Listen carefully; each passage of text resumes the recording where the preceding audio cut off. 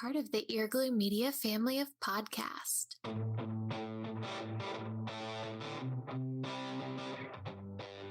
You're listening to the Cantina Cast, your home for thought-provoking Star Wars talk. Join Albert and Jonesy in breaking down the latest news, trailers, movies, and of course, your favorite characters from a galaxy far, far away.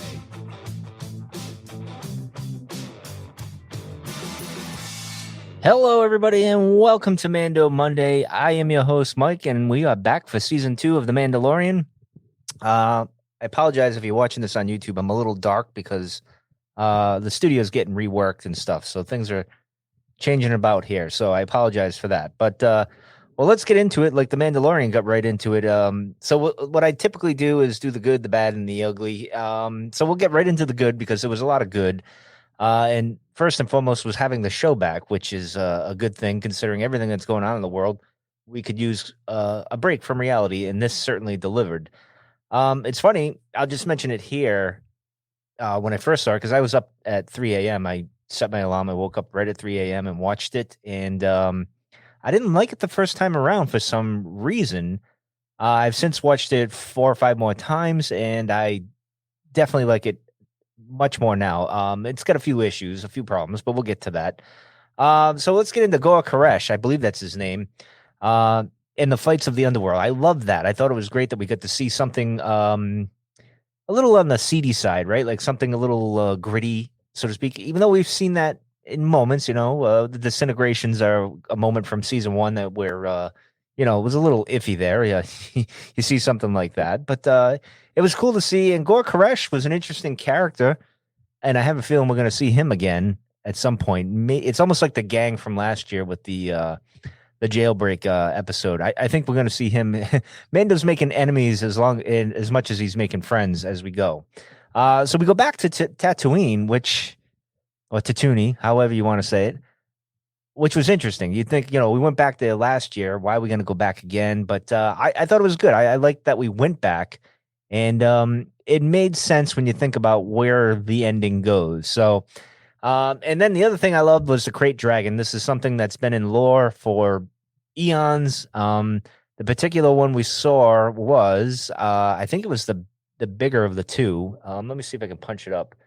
I think it was this one here. I don't know if you guys can see this. You won't be able to see this if you're listening, but on YouTube here, it's the greater Krayt Dragon, which looks like a dragon, but it has these multiple feet or whatever, which makes sense when it burrows on the ground and it eats the Sarlacc. So that's kind of what we saw. I thought we were going to see the smaller version of it, which is, let's see if I can punch it up here, which is right here. This one here. I thought this is what we were going to see.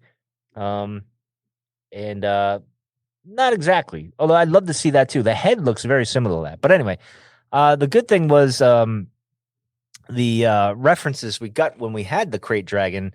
And for some reason, I didn't realize that they burrow in the sand, but that's a thing. Obviously, it made me think of Dune right away because we've seen the previews for Dune coming out, the new version of Dune. And of course, we saw, let's see, the other thing made me think of, this was after the fact. It made me think of Rebels. And of course, it makes sense that Dave would do that because you think of Rex, Wolf, and McGregor sitting there hunting worms and all that stuff. And this is kind of makes sense because of the reveal at the end there. So it made me think of that. And then I saw that online. I'm like, oh, yeah, that makes sense. And then, of course, Tremors is the one I thought of immediately. And then my friend Becca, she said Beetlejuice, which, yes, the one shot that made me think of Beetlejuice was when they were sitting on the, I guess, the little walkway or the porch of the bar that they were at, or the cantina, when they were looking down at the creature. That made me think of the door scene in Beetlejuice there. So, and I also got this, and I'll throw a He-Man reference. I don't know if anyone else got this Masters of the Universe reference. Not that it really was, but I'm going to say it is I get the Snake Mountain vibe when I saw him, when the Krayt Dragon went up on the mountain and he started spitting out the acidy spit, which was awesome. Very Aliens-like, and that was awesome. So that made me think of Snake Mountain for some crazy reason. I don't know why. But anyway, Peli and the droids, the pit droids going back was awesome. I love seeing that. She's a funny character, a good character. Provided some kind of comic relief. And she's an interesting character. And one of that, well, I'll get into that later. Let's see. We'll go down this list here because this isn't a long show. Let's see. What do I got here? Oh, Fet's armor appearing. Now, I love that they did this right away, that they kind of get this right off the bat. Like, let's just, because if we didn't do this right away, we get the whole season of this Fett thing going on, and maybe Cobb Vanth as well and stuff. So that rumor turned out to be true. He's playing Cobb Vanth, and I didn't like the character, but I'll get into that in a minute when I get to the bad. But it was just great to see the armor appear. And of course, I'm laughing because I thought of the line that Leia says, a little short to be a stormtrooper. I was saying to myself, a little thin to be a Boba Fett there because the armor looked a little awkward and whatnot. But there's a little bit more on Cobb in a minute when I get to him. The other thing I liked seeing was the Western feel. Like this whole, I mean, throughout the show, we get that a lot, the Western cowboy movie feel. But this one, it really shined there, especially when he was coming into town on the speeder bike, the swoop bike. That was pretty cool. And the other thing I loved was the Return of the Jedi backpack malfunction thing.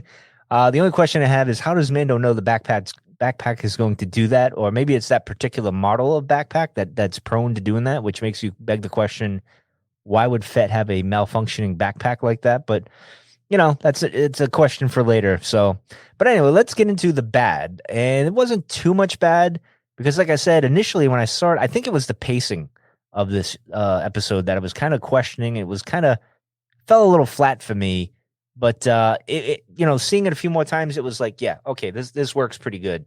But anyway, let's get into Cobb Vanth because initially I was not big on Cobb showing up. I was like, I don't know. He just didn't. It was weird. I liked the scene where we were introduced to him and their conversation with Mando and that, and it was like, okay, we're getting the showdown right off the bat, and I like that.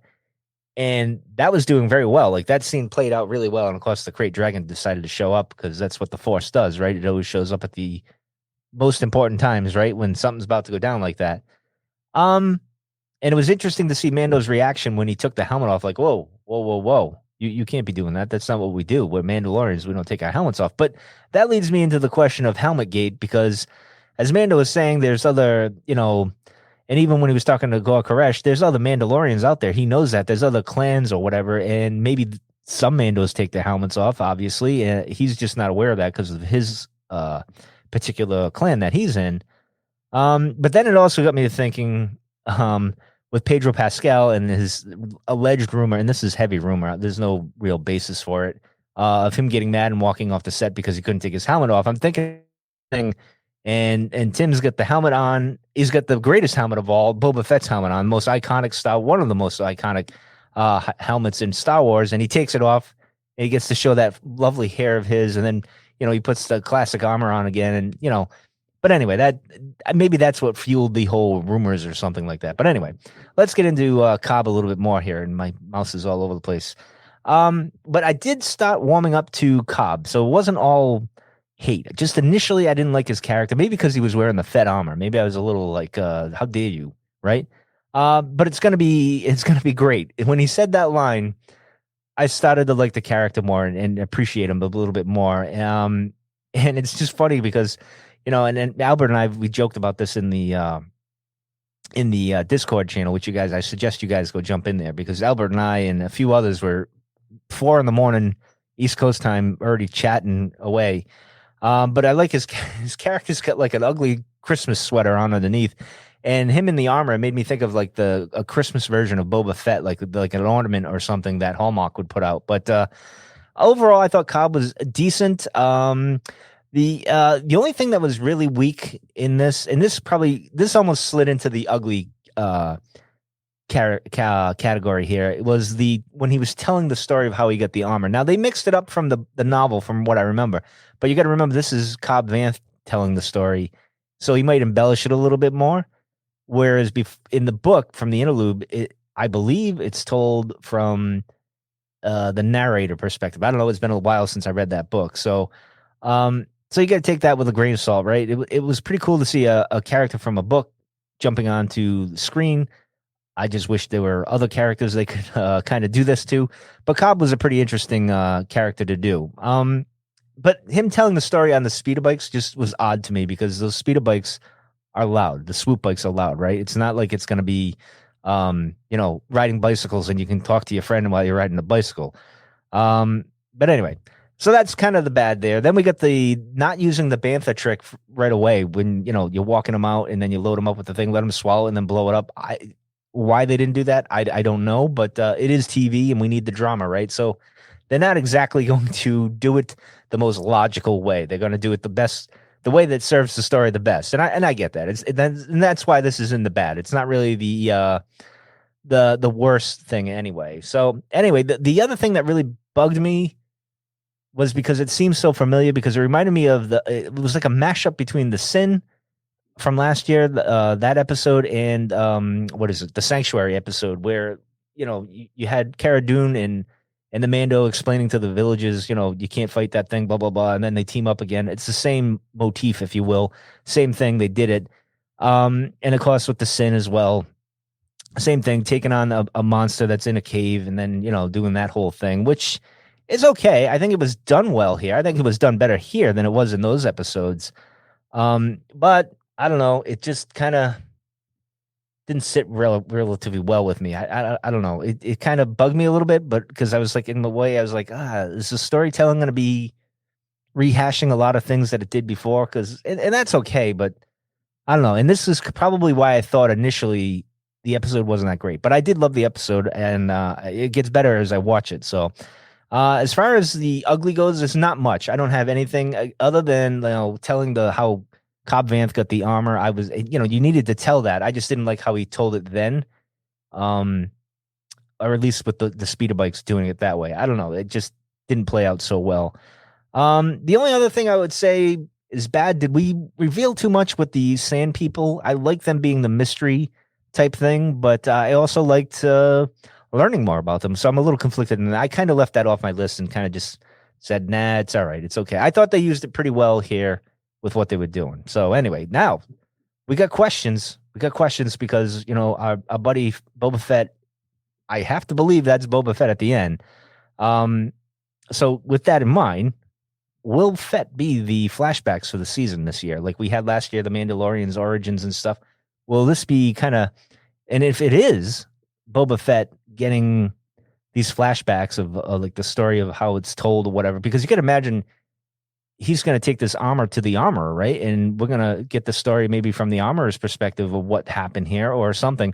So is Boba Fett going to be the, flashback things? Is she going to tell the story of the Fetts, and we're going to get the origin of the Fetts and why they're Mandalorians or why they're not Mandalorians? Because this is kind of a problem, because it's led to believe that they're not Mandalorians, because then you have the what do you call it? The prime minister call him a bounty hunter, Django, and he's not this, that, or whatever. But they kind of thought that about Death Watch as well. So is it like the Fett clan kind of the same thing? Maybe on the outskirts, and maybe they were disowned by the thing. Because remember, Mandalorians are a creed. It's not a person or anything. It's the creed, and they had the armor. So how does that work out? I mean, technically, Boba Fett wouldn't be a Mandalorian because he's a clone of Django, and he never went through any trials or anything like that. So I don't know. The other thing I thought was interesting and more foreshadowing is Din going into the belly of the beast and then flying out. I took that as symbolizing that's how Fett survived. He flew out with the jetpack, fired the rocket, which must have blown up the belly of the beast or something, and he flew out. Because you notice he doesn't have the same rocket that he had when he fell into the Sarlacc pit. Like that wasn't on there at all. So that was pretty interesting. It's a nice little thing. You got to pay attention to that. But anyway, the other thing is that Fett. I'm pretty sure 99.99% that's Fett, although it could be Cody, which would be interesting. I would love to see Cody's story told somehow, some way, at some point. But you notice there's scars on his face as well, which is kind of interesting in the Sarlacc pit because he had his helmet on, unless he lost it after. Who knows? But he's been out wandering on Tatooine for 7 years, which is the interesting thing. If that's Fett, why didn't he locate his armor by now? Or was he walking to the place to go get his armor after he found out Cobb Vanth has it?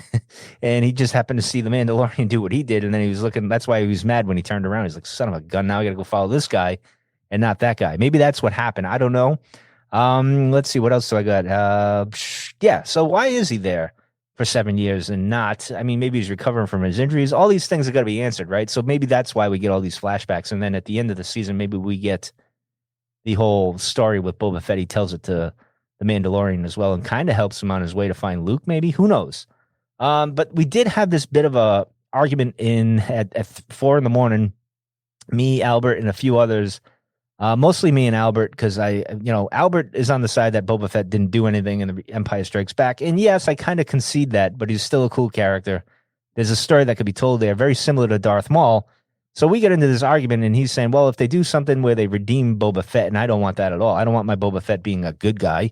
I want him to be the mercenary that collects bounties and he's in it for the money and all that stuff. I don't want him to be Johnny Be Good all of a sudden. I want him to be the mercenary that and be honest, he has a grudge like Maul would.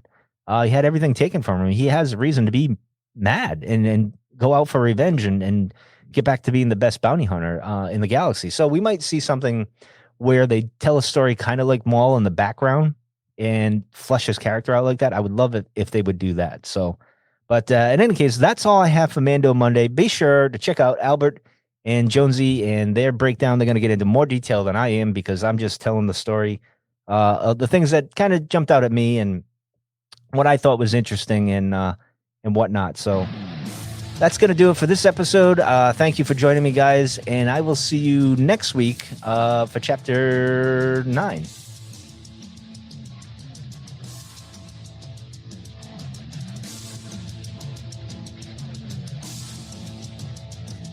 You're still listening? Wow, that's amazing. Well, I'm here to give you the disclaimer. Normally we do a big, long, drawn-out disclaimer thing saying what's what and who's what and all that other stuff, but I think you guys kind of know that Lucasfilm and Disney have no affiliation with us at all, and we have none with them. We talk about Star Wars, which is their property and all that other good, fun stuff, but I think you can tell which is our stuff and which is their stuff. If you can't, well, then send a lawyer to send an email to me, and I'll be glad to chat with them. Other than that, you know what's what, so that's your disclaimer.